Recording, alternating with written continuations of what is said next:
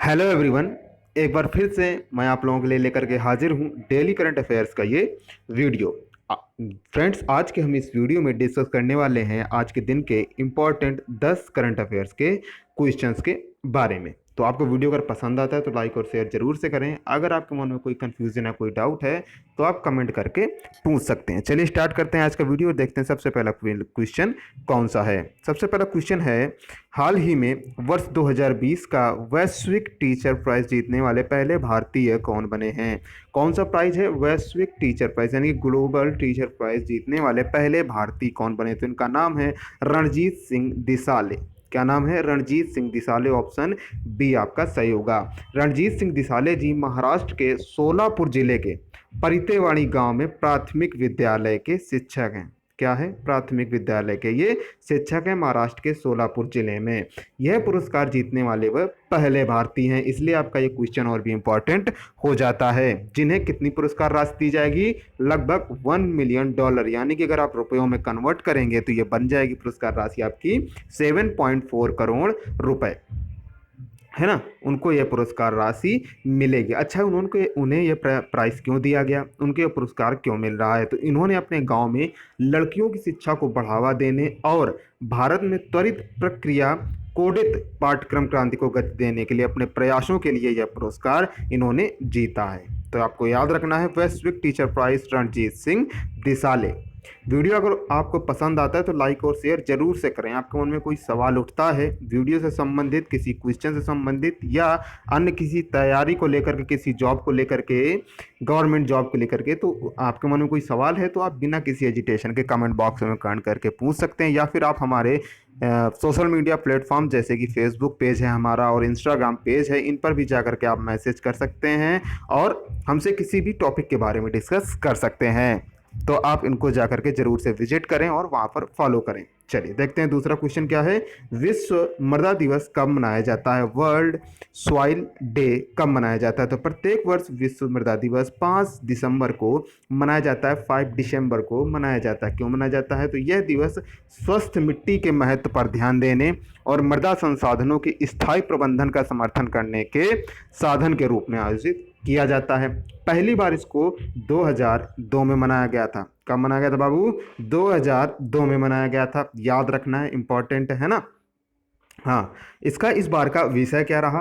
तो मिट्टी को जीवित रखो, कौमा मिट्टी की जैव विविधता की रक्षा करो। यानी कि एक पूरा एक लंबा सा इसका इस बार का विषय रहा। यानी कि इस बार इसी पर फोकस किया गया। किस पर? मिट्टी को जीवित रखो, मिट्टी की जैव विविधता की रक्षा करो, है ना। इस बार का ये विषय रहा। तो विश्व मृदा दिवस 5 दिसंबर। बढ़ते हैं आगे, नेक्स्ट क्वेश्चन लेते हैं। तीसरा क्वेश्चन, हाल ही में किसे टाइम की सबसे पहली किड ऑफ द ईयर चुना गया? किसे? आप सभी जानते हैं टाइम एक बहुत ही फेमस पत्रिका है। इसमें पहली बार किड ऑफ द ईयर चुना गया किसे? तो गीतांजलि राव जी को इस बार का किड ऑफ द ईयर चुना गया है। इनकी उम्र सिर्फ अभी 15 वर्ष है। कितनी? 15 वर्ष। तो गीतांजलि राव को चुना गया है किड ऑफ द ईयर।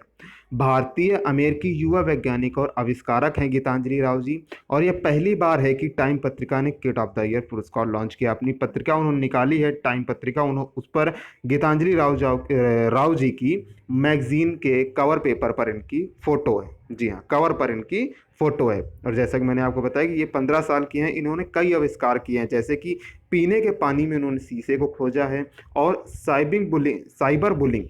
क्या है?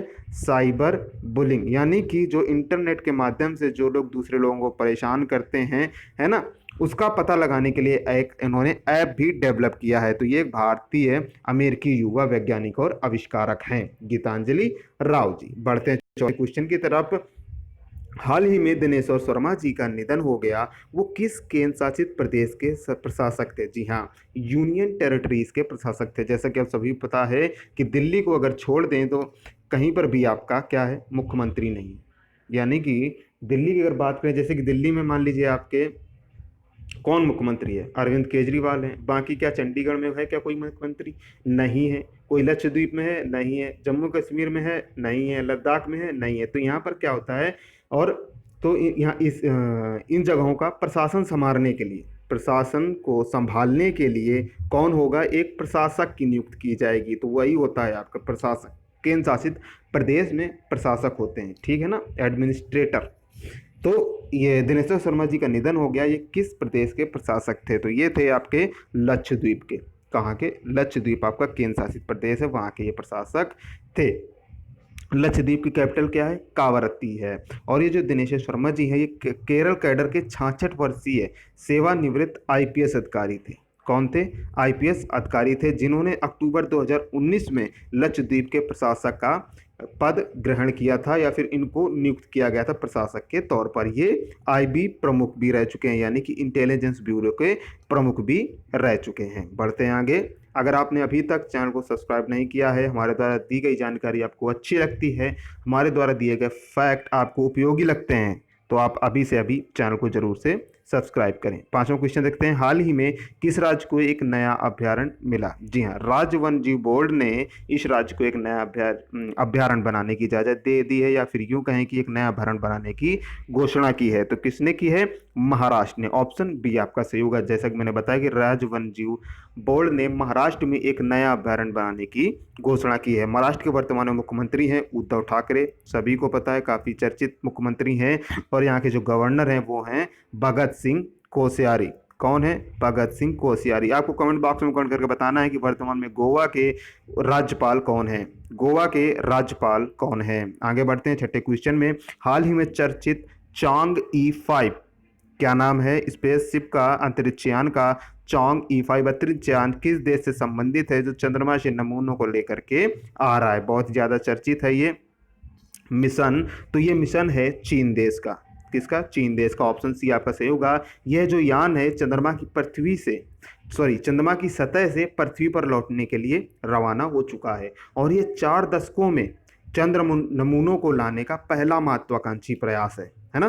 कितने दशकों में? 4 दशकों में पहली बार चंद्रमा से नमूने लाए जा रहे हैं यान के द्वारा। इससे वैज्ञानिकों को इसकी सतह पर चंद्रमा की उत्पत्ति, निर्माण और ज्वालामुखी गतिविधियों के बारे में जानने में मदद मिलेगी, है ना। और जैसा कि आप सभी जानते हैं कि चंद्रमा क्या है? चंद्रमा पृथ्वी का उपग्रह है।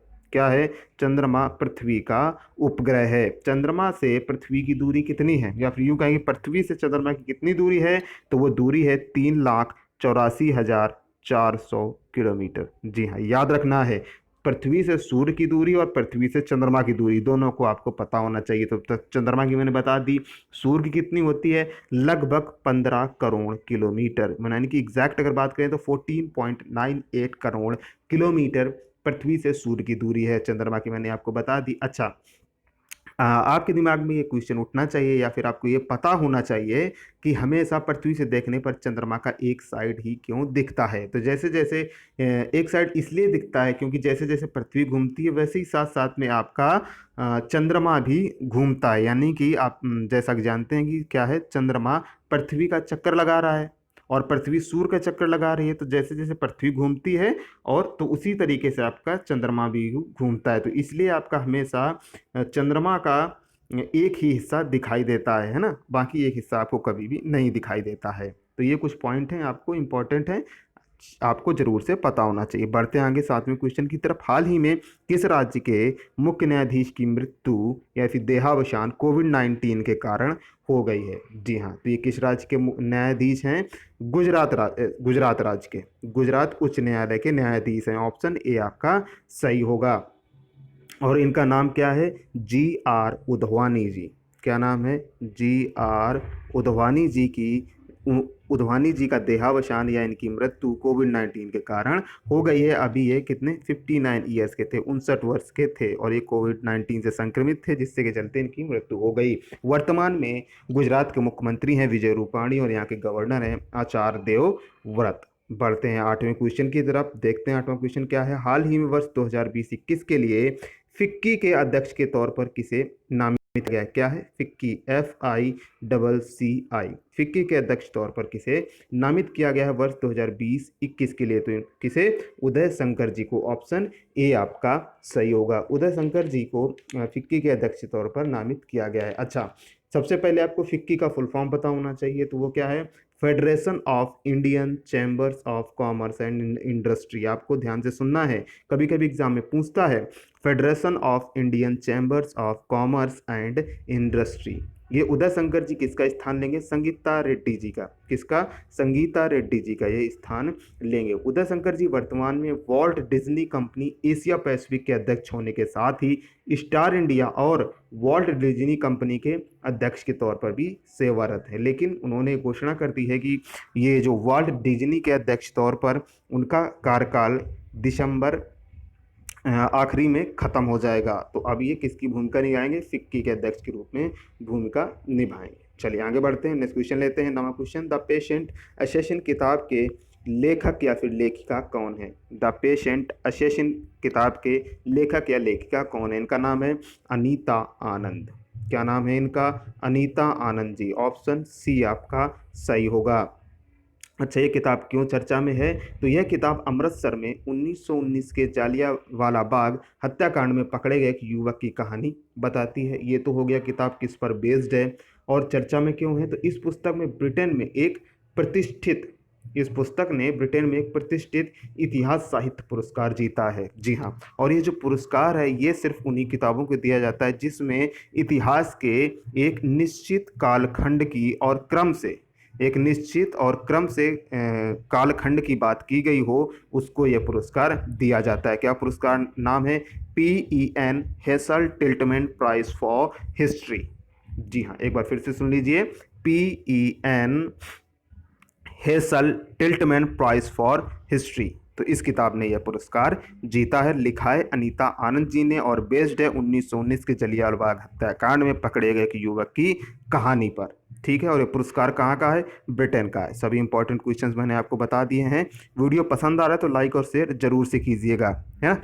10वां क्वेश्चन लेते हैं। हाल ही में ट्रांसजेंडर बच्चों के लिए भारत का पहला घर कहाँ स्थापित किए जाने की घोषणा की गई है? तो ट्रांसजेंडर बच्चों के लिए भारत का पहला घर स्थापित किए जाने की घोषणा की गई है बेंगलुरु में। ऑप्शन सी आपका सही होगा। ऐसा क्यों किया जा रहा है? क्योंकि जो राज्य के द्वारा संचालित जो बच्चों के लिए घर होते हैं तो उसमें सामान्य बच्चे भी रहते हैं और ट्रांसजेंडर भी बच्चे रहते हैं, तो उसमें क्या है, एक सहजता का भाव नहीं बन पाता है ना।